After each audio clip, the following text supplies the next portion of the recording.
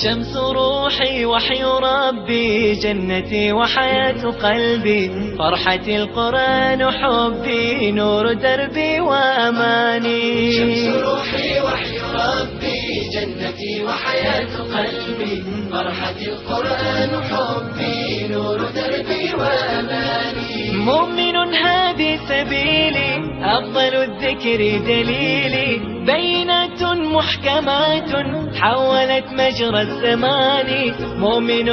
هذه سبيلي أفضل الذكر qaar ka mid ah culimada waayeelka iyo waxgaradka degmada Fiqi Fuliye ee gacanta ku haya dhismaha masaajidka jaamica ee magaalada Fiqi Fuliye ee koonfurta gobolka Sanaag ayaa dhawaan mar uu telefishinka caalamiga ee Universal TV uu booqday magaaladaasi waxa ay uga warbixiyeen xaaladda ku gadaaban dhismaha masjidka jaamici hore ee degmada Fiqi Fuliye oo dadka deegaanku si iska wax u qabso ah dhismihiisa isugu xil saareen kadib markii uu dhismihii hore dumay waxaana culimada iyo waxgaradkani sheegeen in gabi ahaanba dhismihii masjidkana ka socday uu haatan istaagay sababo dhaqaale awgeed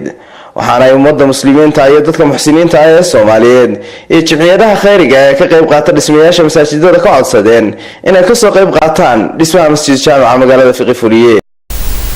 bismillahir rahmanir rahim law ansalna hada wa ala ra'aytu khashi'an mutazaddi'an min khashyati Allah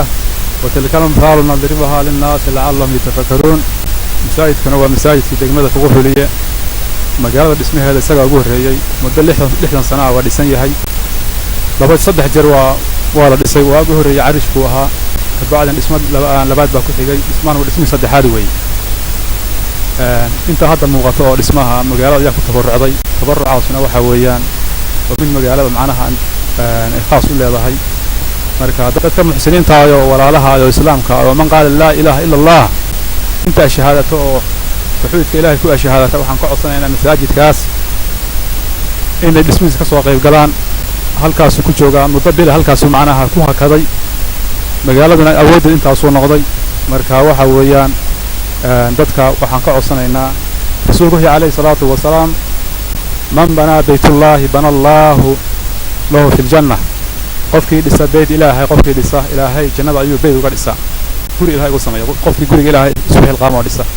marka waxa insha Allah ta'ala waxaan ka codsanaynaa inaad masaajidkaasi degdega aad soo qayb gashaan waa degmada Fiqi Fuliye aniga magacayga wax la yiraahdo Maxamed Cabdi Guuleed waxaan rabaa inaan warbixin kooban ka bixino masaajidkii hore qadiimka ahaa ee Fiqi Fuliye masaajidkaas oo ahaa masaajid dhisnaa muddo dheer haddana la dumiyay bulshada itaalkeedana uu noqday inta idin muuqanaysa waxaanu doonaynaa dadka muxsiniinta ah ee khayrka jecel inay wax wanaagsan wax ku darsadaan in masaajidka loo soo gurmado duruufo wax la'aaneed baa ku gadaaman masaajidkii intaas ayuu dhaafayay karaamkii dadka ka shaqeynayeen intaas soo noqday waxaan rabnaa in la isku xil saaro wax dadka lagu leeyahay maaha laakiin cid allaale iyo cidii sadaqad la baxaysa ama jecel inay masaajidka wax ku darsato waxaanu doonaynaa inay ugu soo diraan lambarada shaashada lagu soo qori doono hadii ilaahay yiraahdo waxa lagu bushaareeyay qofkii dhisa masaajid inuu ilaahay guriga dhisi doono jannada marka waxa weeye dadka khayrka jecel walaalaha muxsiniinta ah walaalaha wanaaga wax ku bixiya walaalaha jecel inay wax wanaagsan la baxaano si horumarsadaan oo ilaa safar baynahay oo wax lagu socdo aakhiro qof walba watigiya nin walibana wuxuu geystay baa kaga horeeya waxaan doonaynaa masaajidka in lagu soo gurmado si degdeg ah waa ka idin muuqda oo idinka shaashada ka daawanaya ciddii aragta masaajidka halka uu maraya wax ku darsanaysa waxaan doonaynaa inay ku soo darsadaan lambarka hore waa 063 420 12 mar labaadan ku celiyo waa 063 420 12 waxa ku qoran Umar Sheikh Dayib ama Umar Aw Dayib ama Umar Aadan Maxamuud waa yahay lambarka labaad waa 090 768 7267 waxa weeye 090 768 7267 isagana waxa ku qoran Maxamed Cabdiraxmaan Aw Cilmi oo aninka hadeer masaajidka imaamka ka ah annaguna waxaanu nahay odayadii ku agdhowaa ee masaajidka kala shaqeynayay saasay noo ballana wassalaamu calaykum waraxmatullaahi wabarakaatuh ummadda islaamka ah ee halkan naga daawanaysa waxaanu u sheegaynaa masaajidka kan oo ah kii magaalada degmada Fiqi ugu horeeyay oo muddo dheer oo ilaa 70 sano ilaa 60 sano la oran karo buu dhisnaa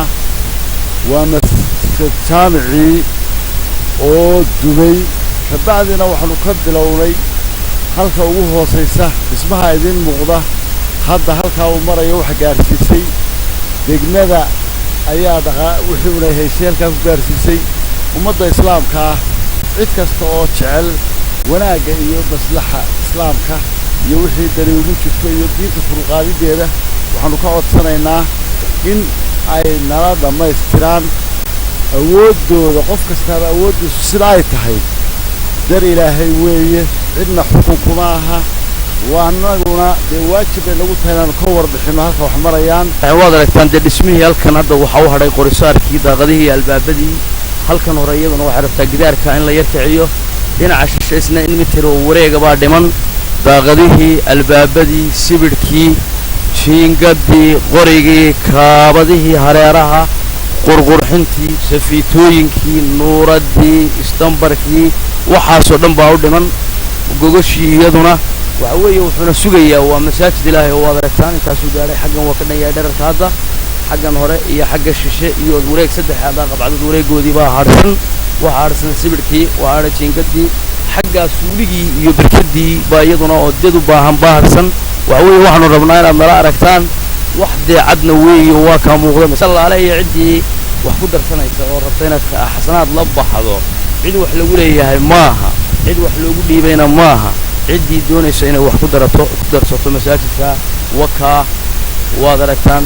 nimanka aanu idin sheegnay lambarradoodana waa nimanka gacanta ku hayay dhisayay ee halkaas soo gaarsiiyey hawsha gacanta ku hayay wassalaamu calaykum waraxmatullahi